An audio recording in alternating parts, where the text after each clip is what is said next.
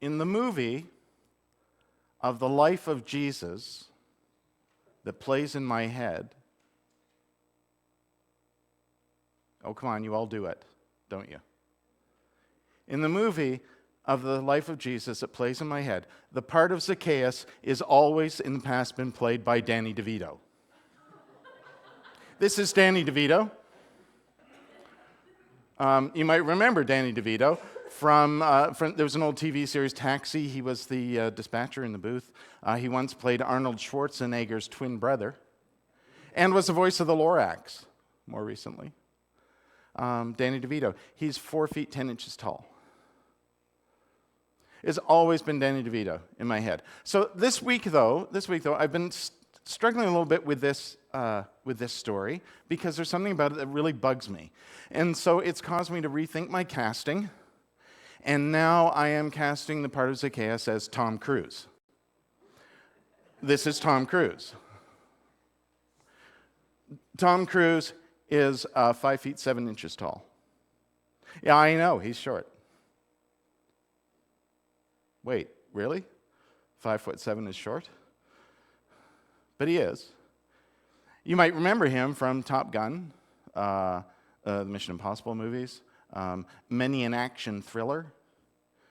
And yes, if you're wondering, as Zacchaeus moves through the crowd and climbs the tree, the Mission Impossible theme is playing in the background. Dum, dum, da, da, dum, dum, da, da, dum, dum, da, dum. Diddle-doo, diddle-doo. You know it, right?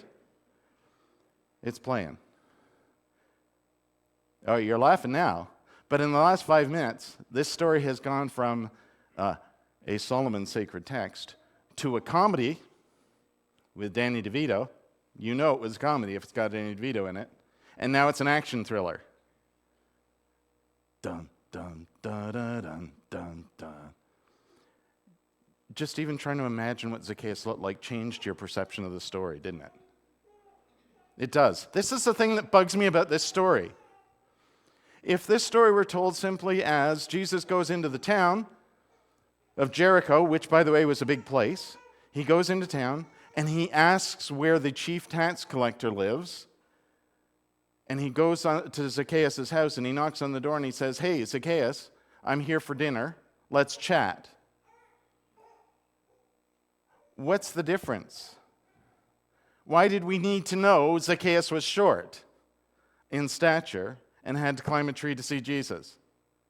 See, I'm always a person, whenever we read a story in the Bible, I'm always a person that goes, I wonder why they left this out.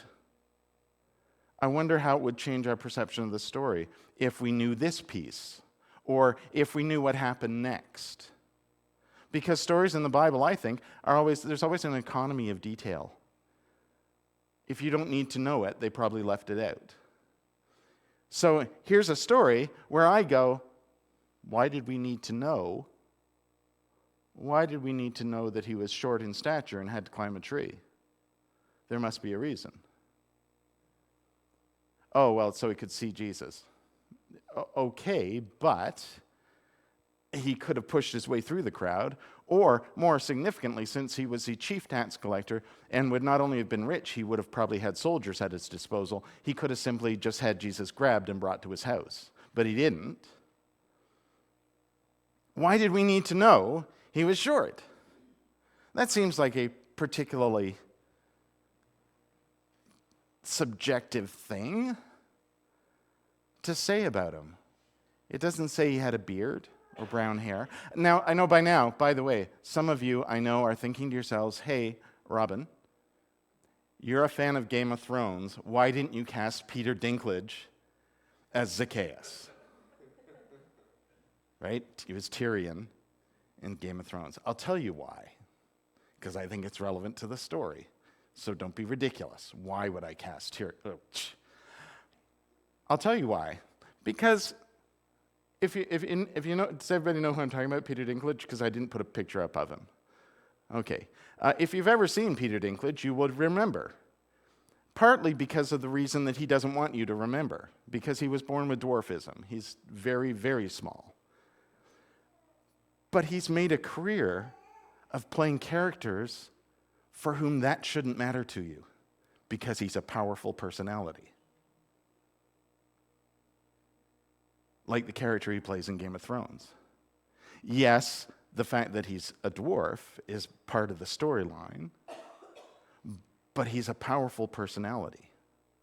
And I don't want to ruin the ending for anybody who hasn't seen it, but he comes out big at the end. That's why I didn't pick Peter Dinklage. I think there's a reason why we need to know he's short and has to move through the crowd to get to a tree, to climb the tree to see Jesus. And if it were Peter Dinklage, the crowd would have got out of his way. Partly because it doesn't say in the story that he's a dwarf, it says that he's short in stature. So, okay. But also because he's a dominant personality. And Zacchaeus needed to be able to move through the crowd as if he were just a member of the crowd, even though he's the chief tax collector. And there surely would have been somebody who would have gone, look, it's the chief tax collector, get him. Because you know, tax collectors, you're supposed to know, tax collectors are hated. They might still be, but anyway, those days, tax collectors were hated. We know this from last week's story with the Pharisee and the tax collector, right? Pharisees are supposed to be respected leaders in the community. Tax collectors are much hated, right? They were traitors because they were collecting money for the Roman occupation force, right? They usually were accompanied probably by soldiers because you probably didn't voluntarily want to give in your taxes. But they collected money from you, but then they collected a little extra for themselves. And quite often it wasn't a little extra, it was a lot extra, so they were also very rich. No one would have liked Zacchaeus, and it wouldn't have had anything to do with his appearance.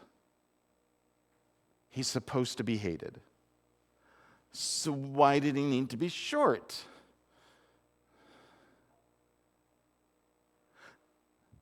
By the way, think about how the story is told. Just to make it a little bit more complicated, think about how the story is told. It says that Zacchaeus comes to see Jesus, but he's in a crowd, and so he can't see him because he's short of stature. Who's short of stature? Doesn't say it was Zacchaeus, it says he. It could have been Jesus. Maybe Jesus was short. That's not in your movie, is it? It isn't.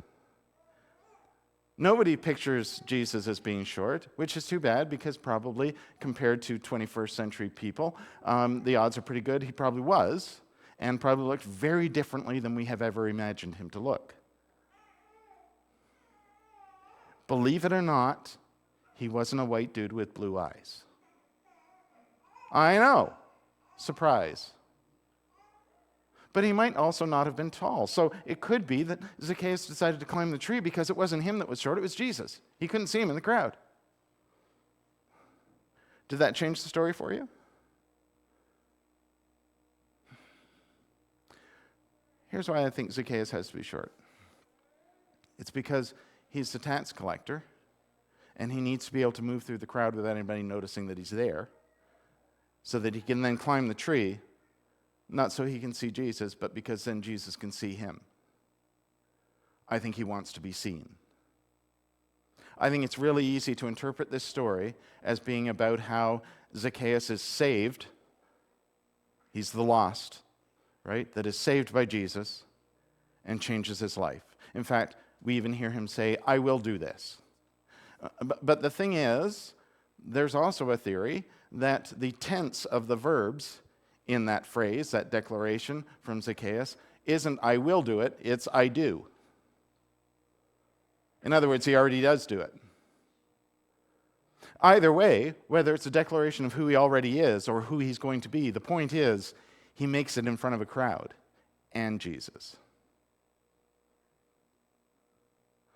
It's not just about him being able to see Jesus, it's about him being able to be seen.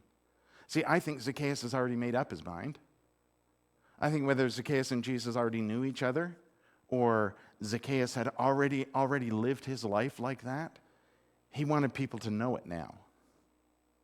This is Zacchaeus coming out as a good guy, not a mean and horrible tax collector that he's supposed to be. Either way, by the way, now that he's come out as being a good guy who either has been doing really good things or is going to do good things, you can bet he just got fired by the Romans. Because they don't want that. They want somebody who's going to do the job for them. See, I wonder, we read this story so much as Zacchaeus is simply somebody who meets Jesus and his life has changed and he wants to be a better person. Which is great. But what if he already was a good person? What if he already was a good person and he just wanted people to know I am actually a good person? See, because then the story isn't about Zacchaeus or Jesus, it's about the crowd. It's about you and me being in the crowd that day, hearing Zacchaeus make that declaration. Jesus go, good for you, buddy. Let's go to your house for supper. Jesus is always about food. I'm just saying. It doesn't say how the crowd responded after they grumbled about Jesus spending time with tax collectors. It doesn't say how they responded to Zacchaeus saying, I'm actually a pretty good guy. Whether it's because I always have been or I found Jesus and now I'm going to be different. It doesn't say how the crowd responds to that. So how do you respond to that? How do you respond when someone who you have known, fairly or not, someone you are supposed to recognize as being a horrible, evil person turns out to not be that? How do you respond? Do you simply believe them? Do you think the crowd was kind of like, oh man, Jesus, you're going to tax? Oh, he's actually not a bad guy. Good for you. Let's all go. Let's have a banquet to celebrate Zacchaeus. Or do you think it moved them in any way at all? Did they still hate him? See, having got that extra piece of detail at the beginning of the story that you wonder whether we actually really needed to know that, at the end of the story we don't have the important detail that we do need to know, which is what happened next. What did Zacchaeus do with this moment? What did the crowd do with this moment? This would have been a tough moment for Zacchaeus. It would have been a truly difficult moment. He's giving away money and paying back people he might have ripped off, or he has been. Either way, it means he's out money. So he's, in fact, no longer rich. He probably no longer has a job because he just told everyone that he's going to be a good guy from now on, and who wants that as a tax collector? Nobody works for Revenue Canada here, do they? Just in case I'm offending anybody. We make assumptions, and then we proceed on our assumptions until they're proven wrong, right? Okay, except, how do we know Zacchaeus in the story? We know Zacchaeus the same way the crowd knows Zacchaeus.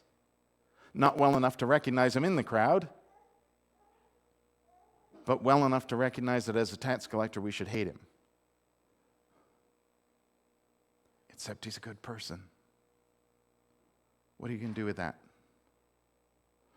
Is the story really about Zacchaeus? When it says at the end that the Son of Man has come to find the lost, maybe it's the crowd Jesus is talking about. Maybe the lost are the ones who have already decided about Zacchaeus because of the job he does. Maybe the crowd isn't going to change its mind. Maybe some will. We make decisions based on perceptions. And then it's hard to change that. So, since this is my usual thing of doing stuff with stories like this, let me give you an idea of what I would like to think happened next. I won't say what I think happened next because it's way more cynical, but this is what I'd like to think happened next. Jesus went over to Zacchaeus' place.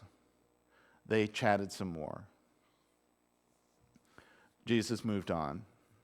Next morning, Zacchaeus went off to work, got fired by the Romans, and people in the community gathered around and said, "You know what? We'll help you out. You can help me. I got a job over with this. Can you help me with this?" They invited him over for supper. They got to know him a little bit better. They went out for a drink after work because he had a job again now. In other words, he became part of the community. He wasn't not part of the community because he was a tax collector. He was now part of the community. I'd like to think that's what happened. Do you think it is what happened? Because they might also have stoned him the next day. Who knows? But I'd like to think that's what happens. We need to be better about knowing each other. We need to be better about being able to see who people really are, rather than simply make assumptions about them, say, because of their politics. We need to get to know people better. We need to have actual conversation instead of just yelling at each other. The crowd that came to see Jesus also got to see the power of good at work. Did it change them?